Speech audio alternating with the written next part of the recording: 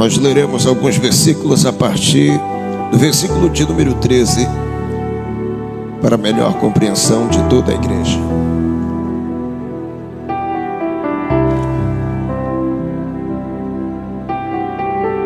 Diz assim a palavra do Senhor nosso Deus: E eis que no mesmo dia iam dois deles para uma aldeia que distava de Jerusalém 60 estádios, cujo nome era Emaús. Iam falando entre si de tudo aquilo que havia acontecido. E aconteceu que, indo eles falando entre si e fazendo perguntas um ao outro, o mesmo Jesus aproximou-se e ia com eles.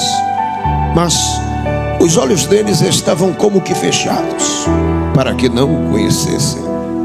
E ele lhes disse: Que palavras são estas, que caminhando trocais entre vós? E por que estáis tristes? E respondendo um, cujo nome era Cleófas, disse-lhes: És tu só peregrino em Jerusalém e não sabe as coisas que nela têm acontecido esses dias? E ele lhes perguntou: Quais?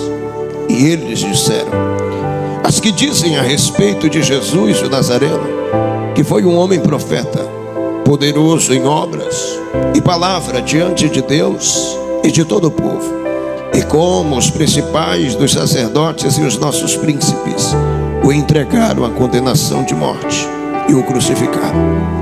E nós esperávamos que fosse ele aquele que remisse a Israel. Mas sobre tudo isso é já hoje o terceiro dia desde que todas essas coisas aconteceram. Versículo de número 25 diz assim: E ele lhes disse: Ó nécios e tardios de coração para crer em tudo o que os profetas já disseram.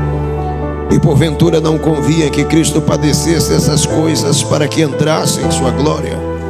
E começando por Moisés e por todos os profetas, explicava-lhes em todas as escrituras o que dele estava escrito. Versículo de número 32. E disseram um ao outro: E porventura não ardia em nós o nosso coração quando pelo caminho nos falava e quando nos abria as escrituras? E na mesma hora, levantando-se, tornaram para Jerusalém. Você pode repetir esta última frase? Diga em alto e bom som: E na mesma hora, levantando-se, voltaram para Jerusalém. Tome seu assento, você é livre para glorificar ao Senhor nosso Deus. Meus irmãos, nós fizemos menção a um texto que destaca dois personagens que surgem nos escritos bíblicos em um momento crucial. Um momento crucial na trajetória não somente desses, mas de todo o grupo de discípulos instituídos por Jesus para um grande propósito que haveria de ganhar forma após a sua ressurreição.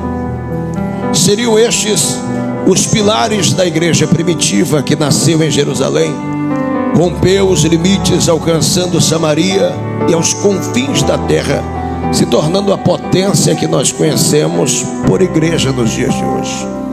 Mas ali, neste texto em que nós fizemos menção, nós vemos dois desses discípulos, que ao todo integram um time de 82 homens que foram reconhecidos como tais, em uma condição nada favorável.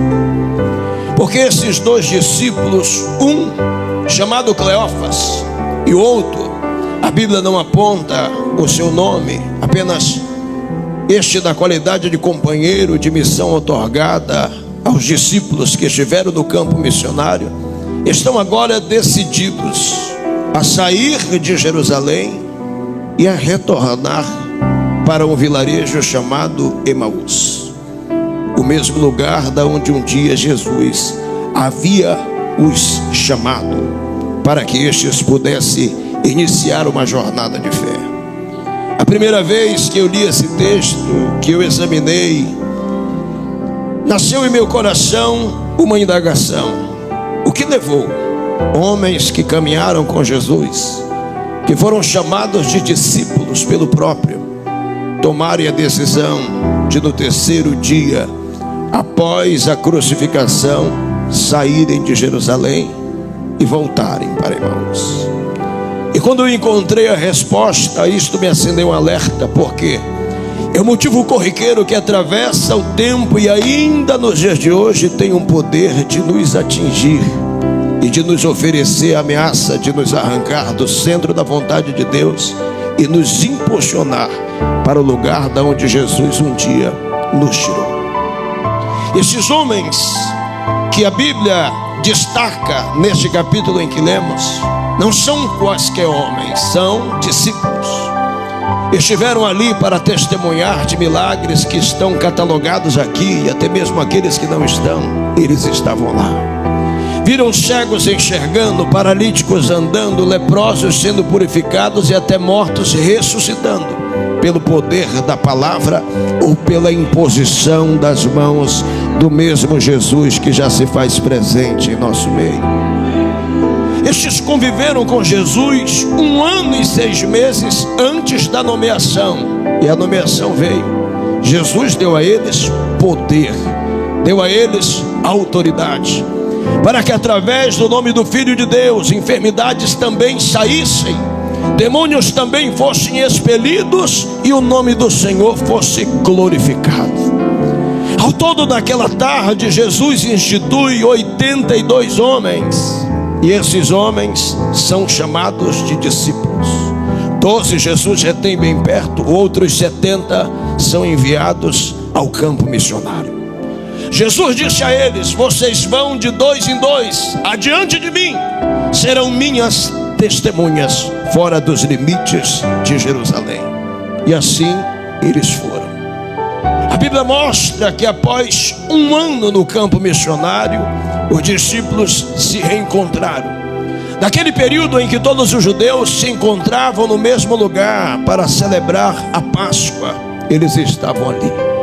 Testemunharam da multiplicação de pães e peixes e se confraternizaram. Celebraram os ritos pascuais e compartilharam com os demais discípulos daquilo que acontecia fora dos limites de Jerusalém. A Bíblia vai relatar isto. Eles vão relatar com grande gozo e alegria, dizendo: através do nome de Jesus, enfermos estão sendo curados, demônios estão sendo expelidos e o nome do Cordeiro está sendo glorificado. Jesus se alegra, mas faz uma ressalva e diz a todos: não vos alegrais por isto, antes vos alegrais a saber que o vosso nome está escrito no livro da vida. Eles retornam ao campo missionário, desempenhando o papel que a estes foi outorgado, mas Jesus vai cuidar especialmente de 12 homens. 12 homens que não seriam dias à frente apenas discípulos, mas se tornariam os apóstolos de Cristo. Os líderes da igreja primitiva, 11 deles permaneceriam de pé, firmes no propósito. A esses discípulos, Jesus vai dedicar uma atenção toda especial, porque o ministério de Jesus se divide em 2 faces: a face de cordeiro e a face de leão. Na face de leão nós vemos o início, o ministério explosivo que acende a atenção de dezenas de milhares, fazendo com que até mesmo os fariseus curvassem-se, dizendo: este é diferente, não é como aquele que pregou no deserto chamado João. Este prega, este ensina, não como nós, não como os fariseus, não como os publicanos, mas como quem tem sobre si a autoridade que vem dos céus. Esta era a face de leão, aonde Jesus entrou, repreendeu os mercadores, açoitou e deixou bem claro a todos o peso do início do seu ministério. Mas na segunda fase nós vemos o zelo. A partir de João 16 nós vemos Deus, por meio do seu Filho amado, preparando os discípulos que estiveram com ele. Os discípulos que viriam a se tornar os pilares da igreja primitiva, Jesus vai dar a eles as últimas instruções. A partir deste momento nós vemos o cuidado de Jesus, relembrando tudo o que fora falado, preparando os corações, porque ele bem sabia que o dia do sacrifício haveria de chegar, que o propósito gerado na eternidade, maior do que a sua existência terrena, haveria de vir. A dor seria necessária a ele e também aos discípulos que testemunhariam de tudo isso. Por isso Jesus vai preparar Pedro, Tiago, João, André, Felipe e todos os 12 que ali estiveram e que não deram legalidade ao adversário, assim como Judas. Jesus vai prepará-los. Eles se tornam firmes o suficiente, afinal de contas, nós bem sabemos que seriam homens capazes de dar a sua vida sem negar a sua fé, mesmo submetidos à morte e à morte de sofrimento e dor.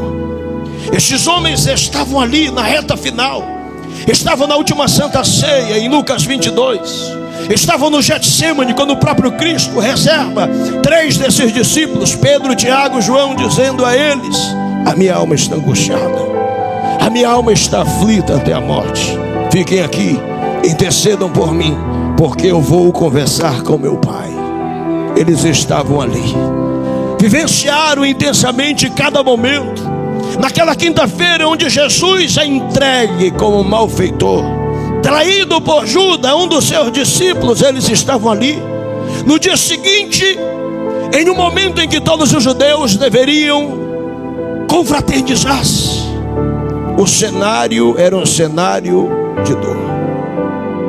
O próprio Cristo estava sendo conduzido à praça pública.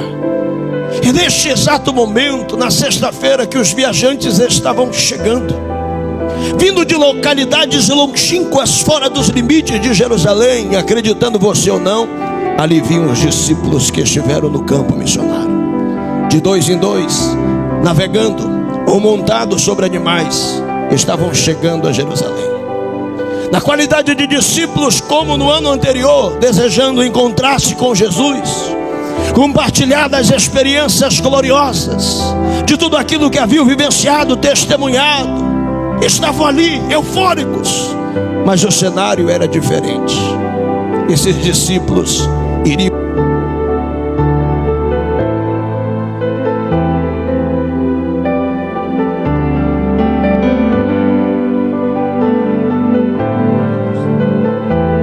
o momento que nenhum de nós estamos preparados ou desejosos em vivenciar, o momento em que nós nos deparamos com a dor, com os açoites, com a traição, com a ingratidão, que muitas das vezes, mesmo na qualidade de discípulos, vai se materializar diante de nós, porque mesmo sendo discípulos, não estamos imunes de enfrentar o dia da provação, do sofrimento, da angústia, da decepção, da ingratidão, da dor. Eles estavam chegando, e em praça pública, Jesus estava tendo as suas vestes rasgadas, as suas costas dilaceradas, através de açoites. A multidão que o seguiu e que o aclamou outra hora, agora gritava em alta voz: crucifique-o, mate-o, solte Barrabás. Pare para imaginar por um momento o que passou na mente e no coração dos homens que estavam chegando, mesmo sendo discípulos. Não tiveram a oportunidade que os outros 12 tiveram de conviver com Jesus na reta final. Não alcançaram o nível de intimidade, de relacionamento que os demais alcançaram por estarem tão próximos de Jesus, por serem tão íntimos de Jesus. O desespero tomou conta. Eu, tomando o lugar de um deles, talvez desejaria encontrar respostas para aquilo que via, para aquilo que sentia, para aquilo que ouvia, porque é isso que nós fizemos, é isso que nós fazemos quando nós nos vemos em uma situação semelhante. Nos achegamos àqueles que são mais íntimos de Jesus do que nós, mais próximos de Jesus do que nós, em busca de respostas. Porque nenhum de nós está pronto para vivenciar a dor, para testemunhar de nada semelhante. Por isso a gente sempre recorre aos mais experientes. E Deus sempre tem alguém preparado para nos trazer uma palavra de acalento, para nos trazer a resposta que vem de encontro à nossa alma, para que nós possamos entender que existem situações que são fundamentais para que os propósitos de Deus se cumpram em nossas vidas e através das nossas vidas. Pare para imaginar esses discípulos que chegaram, achegando-se a João, achegando-se a Tiago em busca de resposta, talvez dizendo: o que está acontecendo? E a resposta vinha: calma, Ele nos preparou. Ele disse que tudo isso seria fundamental, que o sacrifício iria se consumar. Calma! É isso que nós ouvimos quando as coisas fogem do nosso controle. Deus sempre levanta alguém mais experiente do que nós para dizer: calma, Ele está no controle de tudo, não é assim? Só que ter estrutura para enfrentar esses momentos é desafiador até para nós que somos discípulos, até para nós que já testemunhamos de tantas coisas. É por isso que esses dois discípulos encaram esta situação de forma diferente. Eles não têm a estrutura que muitos ali tiveram, de sentir, de ouvir tudo aquilo que sentiram e ouviram naquela sexta-feira, em que o sacrifício é consumado, onde o mestre está erguido em um madeiro, de braços abertos, com os cravos em suas mãos e em seus pés, com a lança transpassada em seu peito, com uma coroa de espinhos sobre a sua cabeça, e todos ao longe escarnecendo. O dia seguinte foi marcado pelo silêncio, e é justamente durante este processo que muitos de nós não suportamos, e às vezes voluntariamente decidimos retroceder. Mesmo sendo discípulos, escolhidos, chamados, às vezes o sentimento que vem é de desistência. E sem ao menos pensar, a gente inicia um processo de declínio espiritual, porque julgamos ter justificativas. Este momento chega, e muitas das vezes quando chega não temos estrutura para manter o mesmo nível de fé, o mesmo nível de vigor, o mesmo ânimo. Esses homens que caminharam com Jesus não tiveram estrutura, por isso eles estão dizendo um ao outro: chega. Não imaginava que vivenciaria tudo isso. Não foi isso que eu esperei quando tirei os meus pés de Emaús para iniciar essa jornada de fé. Um disse ao outro: eu imaginava que seria ele que remisse a Israel, mas aonde ele está agora? Por que tudo isso está acontecendo? Juntando as suas justificativas, eles iniciam um trajeto em direção ao mesmo lugar de onde Jesus um dia havia os tirado.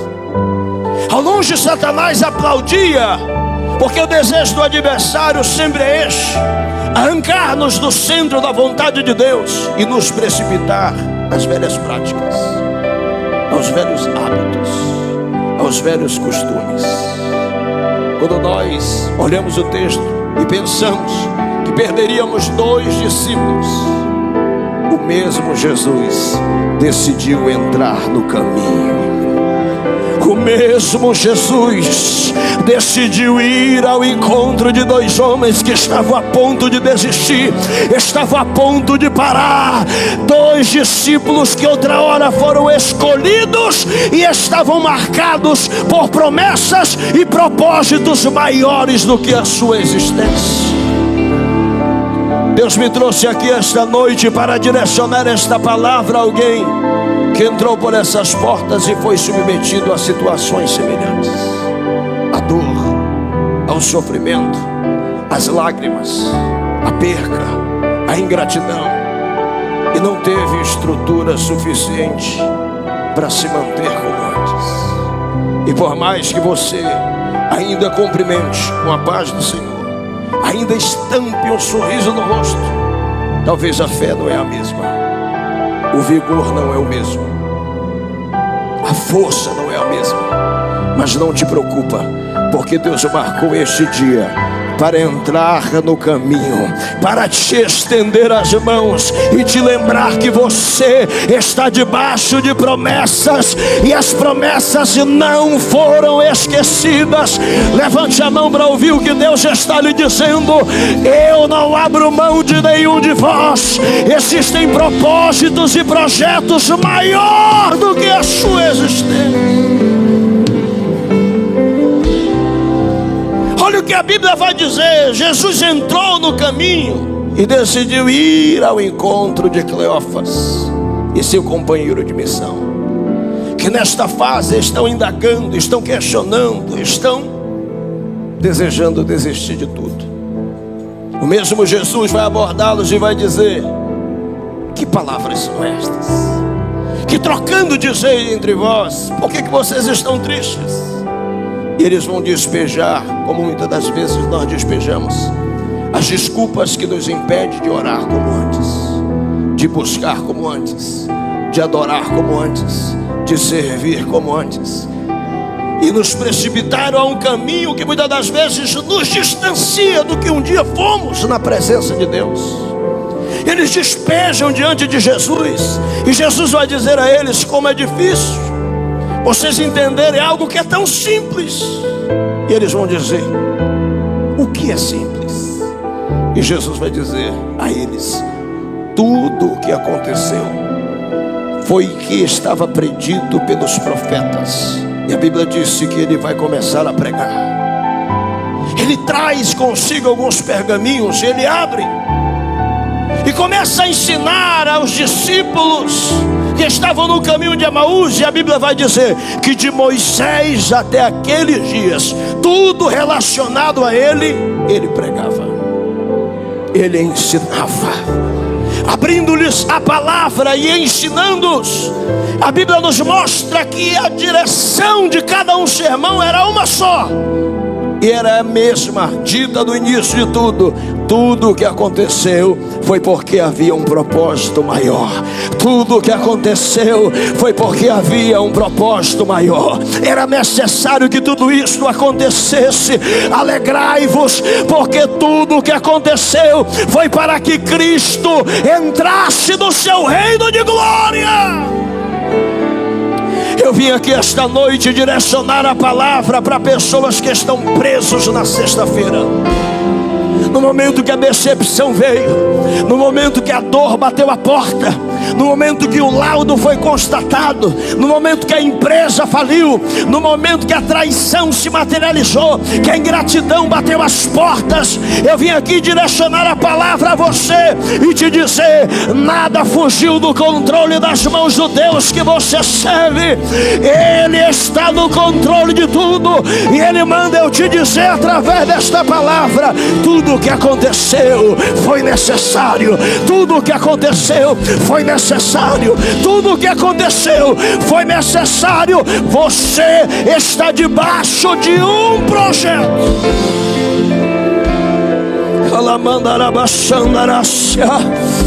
Você está debaixo de um propósito.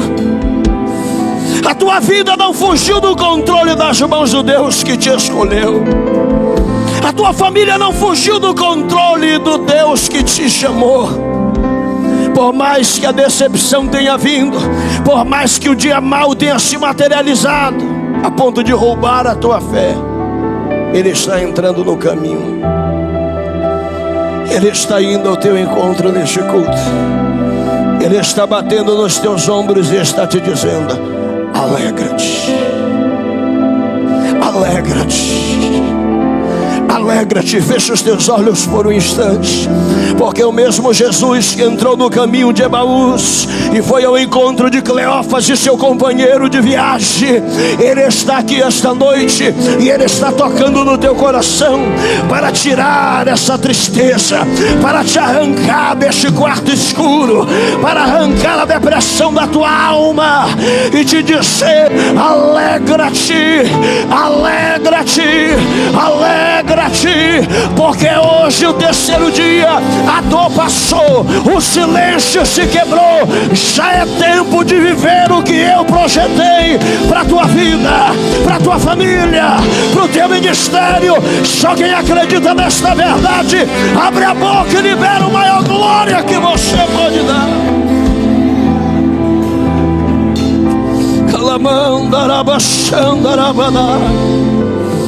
Tem discípulos que precisam ser resgatados esta noite, que foram submetidos a processos tão dolorosos, que te foram as forças de orar, que te se esvaiu a força de crer, de buscar.